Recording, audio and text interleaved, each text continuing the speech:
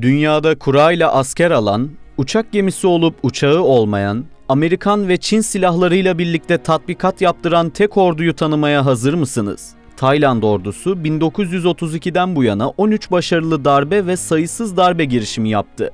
Dünyada bu konuda liderliğe oynuyor. Bir Tayland polisinin belinde Türk tabancası görme ihtimaliniz çok yüksek. Türkiye'den savaş gemisi ve zırhlı araç satın almak için de ilgi duyuyorlar. Budizm uygulamalarına ordu bünyesinde yer veriyorlar. Askerlerin özel dövmeleri ve tılsımları var. Bambu diplomasisi adı verilen bir süreç yürütüyorlar. Bu, herkesle iş yapabiliriz, herkese eşit mesafedeyiz anlamına geliyor. Kura çekerek asker alıyorlar. Çin'den denizaltı alırken motor olmadığı için projeyi yavaşlatıyorlar ve Kamboçya ile sonu gelmez bir savaşın içine giriyorlar. Bu videoda Tayland'ın ordu yapısını, kullandığı ekipmanları, yürüttüğü askeri projeleri ve ülkenin karşılaştığı askeri problemleri konuşacağız. GZT ailesi olarak 3 milyonluk dev bir topluluğa dönüşmeye sadece birkaç adım kaldı. Sadece bir sayıdan bahsetmiyoruz. Doğru habere, nitelikli içeriğe ve yeni nesil yayıncılığa verilen 3 milyon evetten bahsediyoruz. Hadi sen de bu hikayenin bir parçası ol. 3 milyon rozetini birlikte takalım.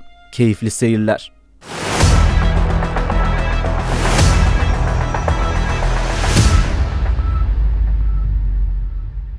Ordunun yapısıyla başlayalım. Ülke file özel önem veriyor. Ocak ayındaki Silahlı Kuvvetler Günü'nde modern tankların yanında tören için süslenen filleri görebilirsiniz. Tayland, LGBT artı kişilerin toplumda çok görünür olduğu bir ülke olmasına rağmen ordusu geleneksel ve muhafazakar bir yapıda.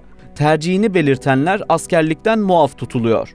Geçmişte çürüğe ayırma yapılırken günümüzde sivil hayatta iş bulmayı etkilediği için uygulama kaldırıldı. Sadece muafiyet verilip süreç tamamlanıyor. Ordu arazide bile taze yemek pişirmeye önem veriyor.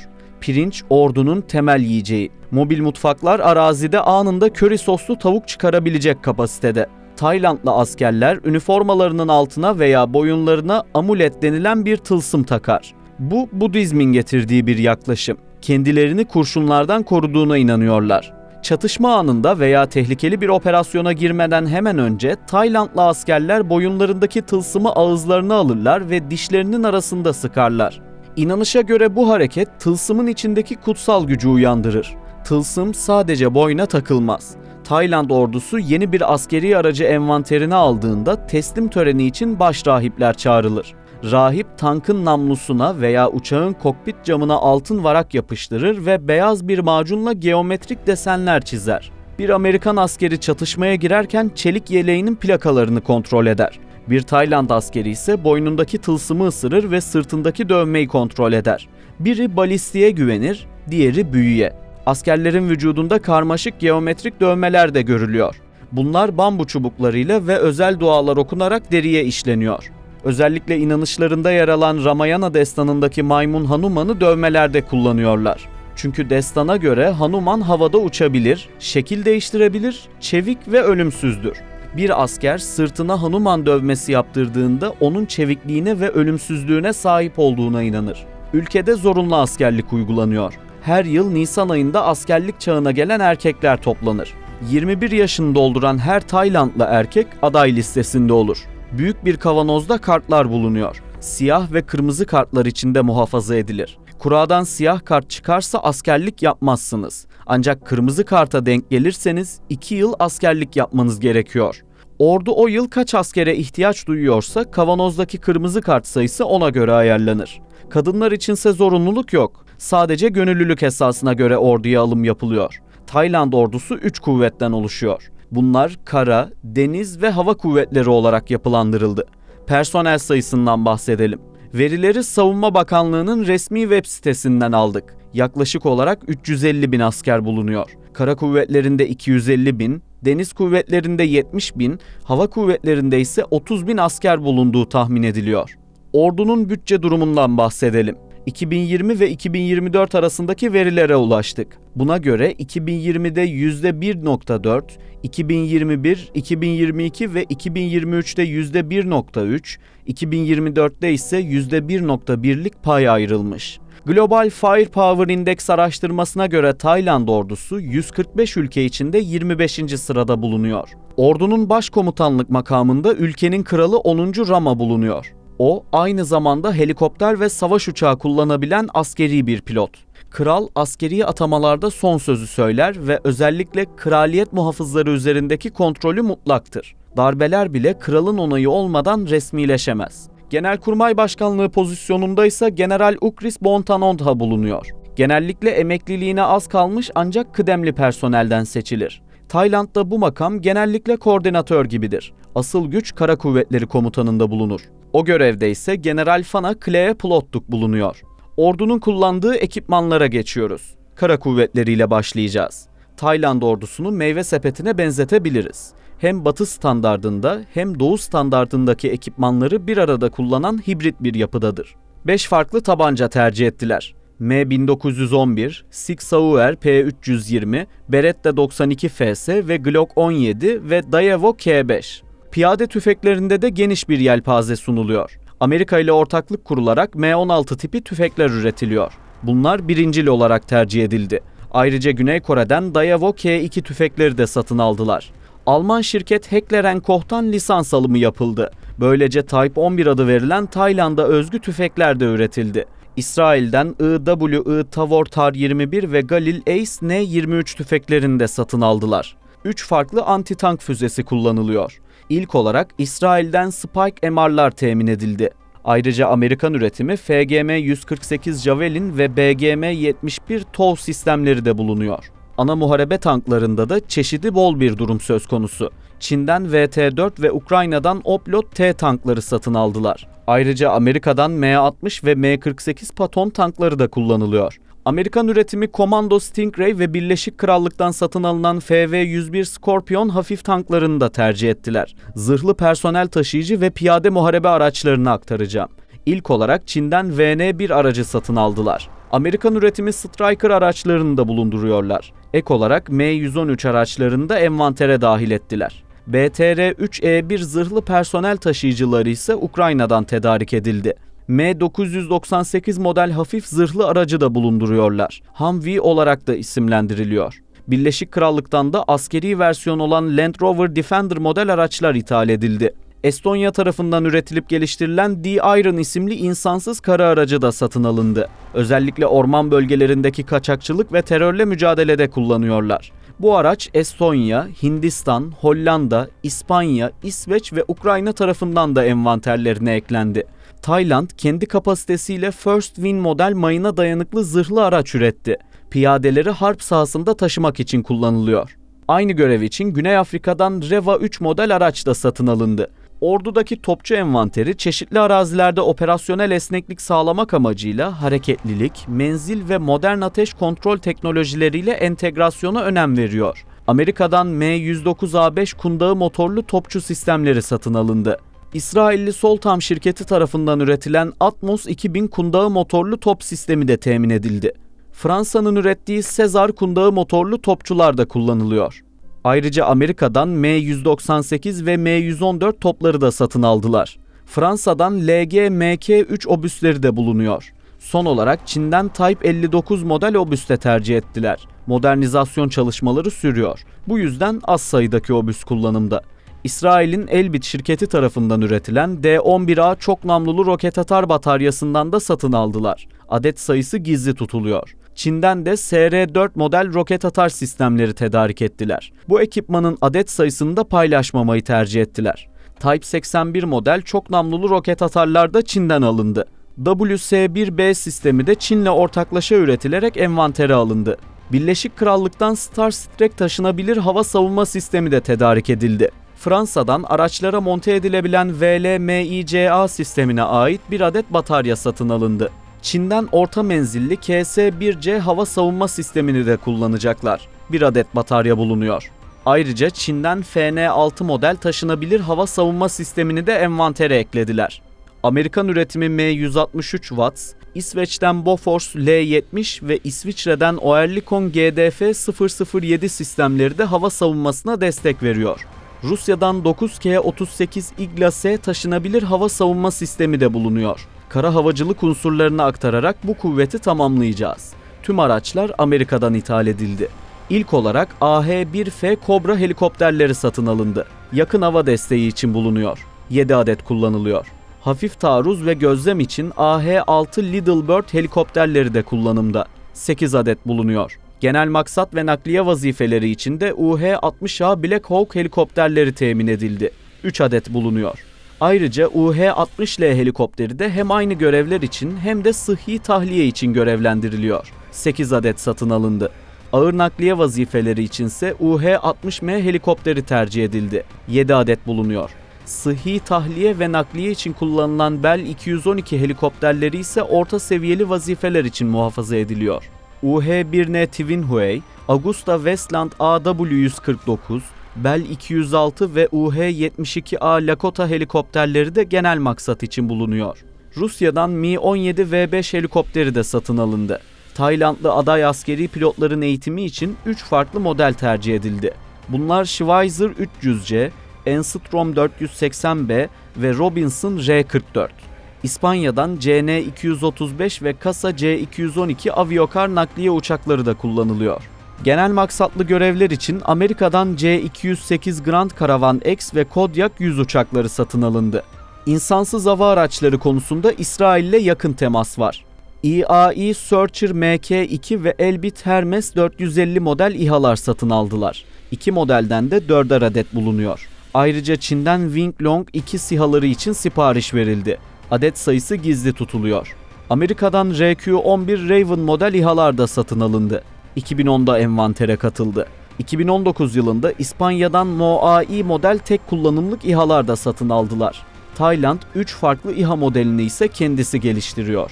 Atıl DP-20, DTI-U1 ve DI-02 modellerini ürettiler. Adet bilgisi paylaşılmadı. Deniz kuvvetlerine geçiyoruz. Ağırlıklı olarak dış alım yapıldı. Ancak Tayland üretimi araçlar da mevcut.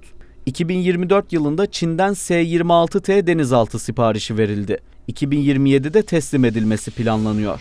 Tayland dünyanın en küçük uçak gemisine sahip. Ancak üzerinde uçak yok. Şu an sadece helikopter taşıyıcı olarak görev yapıyor.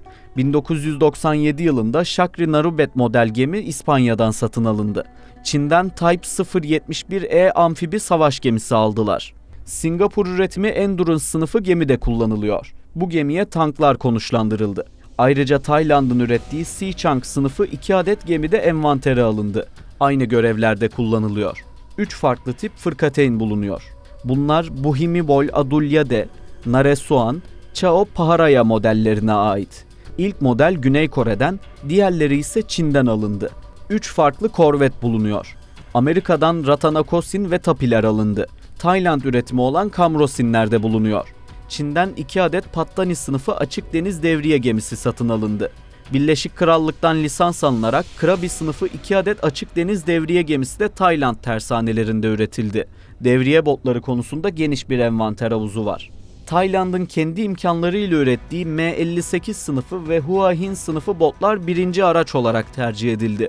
Daha sonrasında Sattahip ve Tor 991 sınıfına ait gemiler de envantere alındı. Tor 994 ve Tor 997 sınıfı devriye botları da Tayland tersanelerinde üretildi. Avustralya tarafından Keka sınıfı botlar da tedarik edildi. M36, Tor 227 ve M21 model botlar da Tayland tarafından üretildi. Eğitimlerde ise Makut Rajakumar sınıfı botlar kullanılıyor. Bunlar Birleşik Krallık'tan satın alındı. Mayın arama ve temizleme gemilerinde de hem Tayland üretimi hem de dış alımlar var. İtalya'dan Latya ve Almanya'dan Bank Rashan gemileri satın alındı. Talang sınıfı gemilerse Tayland tarafından envantere eklendi. Donanmanın elindeki füze envanterinden bahsedelim. İlk 4 model satıhtan havaya ateşleniyor. Öncelikle İtalya'dan Selenia Espite füzesi satın aldılar.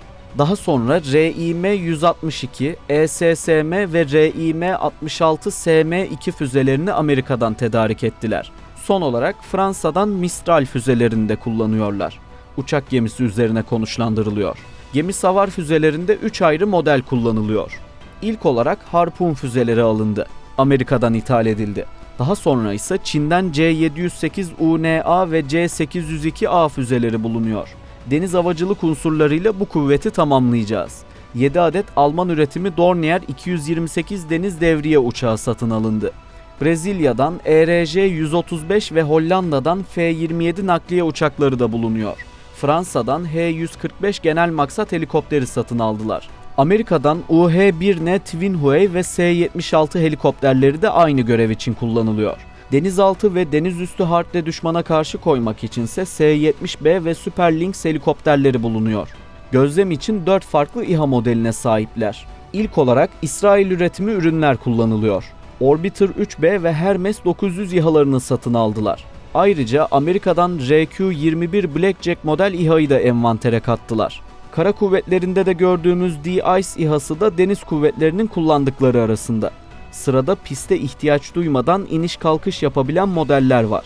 2017 yılından itibaren Çin'le ortaklaşa üretilen Top Falcon V İHA'sını kullanıyorlar. 2018 yılında Tayland üretimi Narai 3.0 İHA'sı da bulunuyor. Avusturya'dan Schaebel Chemcopter S-100 İHA'sını da 2020'de kullanmaya başladılar. 2020 yılında yerli İHA geliştirildi. Markus B adı verildi. Uçak gemisinde konuşlandırılıyor. Hava kuvvetlerine geçiyoruz. Omurga batı temelli araçlardan oluşuyor. Birincil araç F-16 savaş uçakları olarak seçildi. 47 adet envanterde. Uzun yıllardır kullanılan F-5 uçaklarını da muhafaza ediyorlar. Ancak daha çok eğitim ve ikincil rollerde görev alıyor. İsveç'ten JAS-39 Gripen uçaklarını da temin ettiler. 12 adet bulunuyor. Ağustos 2025'te 12 adet yeni sipariş daha verildi. Hafif taarruz görevleri içinse Dassault Alpha Dornier uçaklarını satın aldılar. Fransa ve Almanya'nın ortaklığıyla geliştirildi. Eğitim ve hafif taarruz görevlendirmeleri için Beechcraft AT-6 Wolverine uçakları satın alındı. 8 adet bulunuyor. Sınır güvenliği için tercih edildi. İleri seviye eğitim görevleri için Güney Kore'den T-50 uçakları envantere eklendi. İsviçre'den de Pilatus PC-9 eğitim uçaklarını satın aldılar. 19 adet bulunuyor. Avusturya'dan 29 adet Diamond DA-42 uçakları satın aldılar. Bunun 18'i eğitim için, 11 adedi genel görevler için kullanılacak. Amerika'dan nakliye için 2 model uçak geldi. Bunlar C-130 Herkül ve Basler BT-67. Erken uyarı uçağı da İsveç'ten geldi. Saab 340 modelleri tercih ettiler. 2 adet bulunuyor. Nakliye ve havadan yakıt ikmali için de Airbus A330 MRTT Plus uçağı sipariş edildi. Helikopterler ve insansız hava araçlarından bahsedeceğiz. Arama kurtarma ve ağır görevlerde kullanılması için Fransa'dan Airbus H225M'ler satın alındı. 12 adet bulunuyor. Ek 2 adet de sipariş verildi. Amerika'dan genel maksat görevlendirmeleri için Bell 412, Skorsky S-70i ve S-92'ler ithal edildi. Diğer kuvvetlerdeki İHA'lara hava kuvvetleri de erişebiliyor. Bu yüzden aynı araçları tekrar işlemeyeceğiz. Farklılardan bahsedeceğiz. Ancak Temmuz 2025'te 4 adet M-Solar X model yerli üretim İHA'yı orduya eklemlendirdiler. Ayrıca Wing Long 3 SİHA'larını da Çin'den satın aldılar. Tiger Shark 2 adı verilen yeni bir İHA modelinin de Tayland için seri üretimi başladı. Malezya'dan Sapura Cyber Eye İHA'larını satın aldılar. Tayland üretimi olan KB-5E ve KB-10G kamikaze İHA'larını da envantere eklediler. Füze envanteriyle hava kuvvetlerini noktalayacağız. Kısa menzil için İsrail'den 120 adet Phaeton 4'e 3, Amerika'dan AIM-120C AMRAAM ve Almanya'dan Iris-T füzeleri satın alındı. 9E Sidewinder, AIM-120C AMRAAM ve Meteor füzeleri ise görüş ötesi menzile sahip olarak nitelendiriliyor. Havadan satıha ateşlenebilen 2 farklı füzeye sahipler. Bunlar İsveç üretimi RBS-15 ve Amerikan üretimi AGM-65 Maverick'lerden oluşuyor. Bu bölümde ülkenin yürüttüğü askeri projelerden bahsedeceğiz. Yükselen tedarikçi olarak Çin tercih ediliyor. Çünkü hem uygun maliyet sunuluyor hem de teknoloji transferine olanak veriliyor. S-26T denizaltı projesi geliştiriliyordu. 3 adet denizaltı için Çin'le anlaşma yapılmıştı. Ancak sözleşmede motorların Alman üretimi MTU-396 olacağı not düşüldü. Bu sırada Almanya, Çin'e askeri ambargo uyguladığı için motor takılmadı ve proje sekteye uğradı. Belirsizlik sürüyor. Ya Çin motoru kullanılacak ya da fırkateyn alımına yönelecekler. Çin yapımı WS-1 ve WS-32 çok namlulu roket atar sistemlerinin teknolojisi de Tayland'a transfer edildi. Kendi yazılım ve entegrasyonlarını ekleyerek DTI-1G'yi ürettiler. Tayland parasını verip F-35 almak istedi. Ancak Çin'le olan yakınlık sebebiyle Amerika tarafından reddedildi. JAS-39 Gripen alımı için görüşmeler sürüyor. İsveç hem teknoloji transferine hem de kaynak kodlara erişime sıcak bakıyor.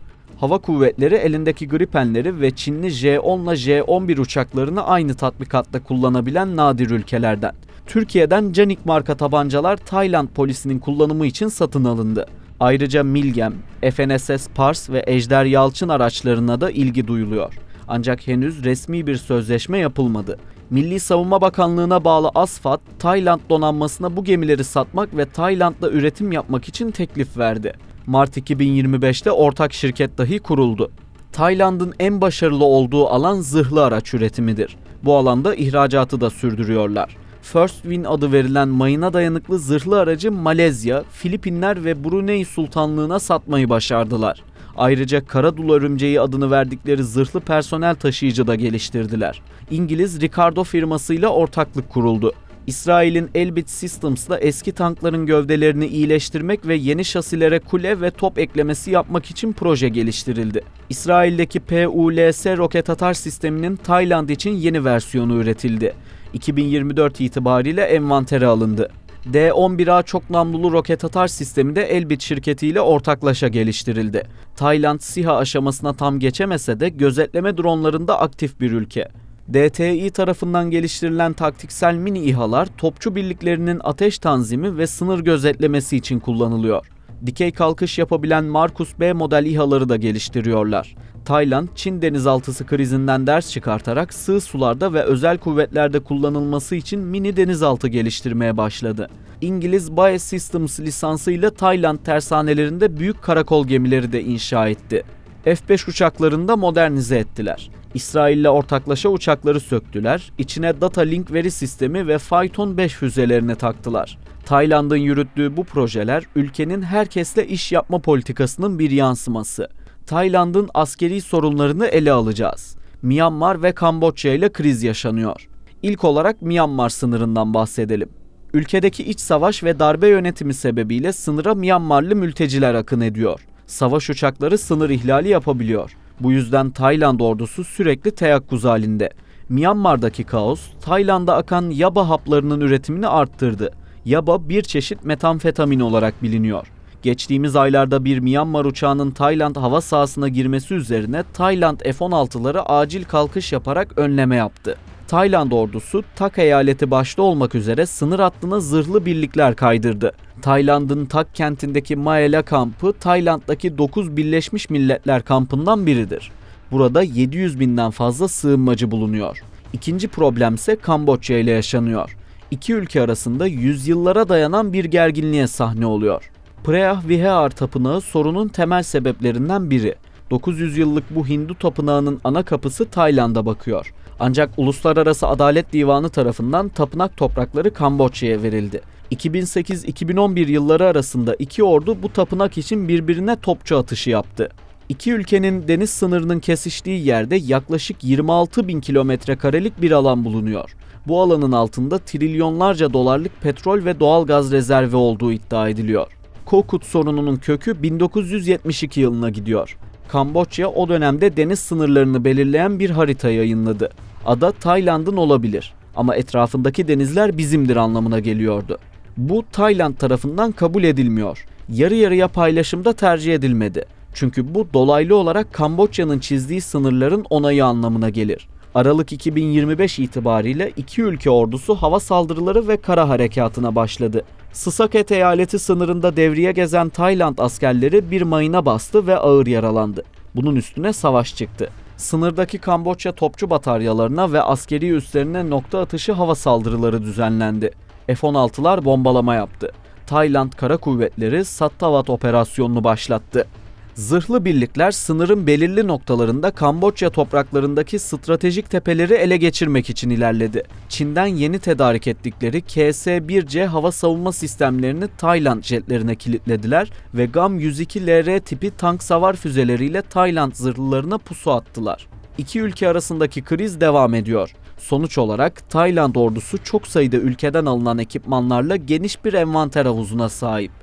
Lojistik subayları ise çeşitlilik sebebiyle planlama sorunuyla baş başa. Ancak yeni alımlar konusunda süreç yavaş ilerliyor. Hem ekonomik koşullar hem de satıcı ülkelerin çekinceleri sebebiyle problem yaşanıyor. Ordudaki sembolizm unsurları Taylandlı askerlere motivasyon sağlıyor. Herkes Ukrayna veya Gazze'ye odaklanmışken Asya'da yeni bir cephe açıldı. Turistlerin cennet adası dediği Kokut'un hemen kuzeyinde ormanların içinde şu an gerçek bir savaş var. Tayland dünyanın en küçük uçak gemisine sahip. Ancak üzerine konuşlandırabileceği uçağı yok. Ülke sadece askeri alıcı olmak istemiyor. Aynı zamanda üretici olmak için çaba gösteriyor. Videoyu tamamladık. Fikirlerinizi yorumlarda bekliyoruz. Bu tarz daha fazla içerik için GZT'ye katılmayı ve abone olmayı unutmayın. İzlediğiniz için teşekkürler.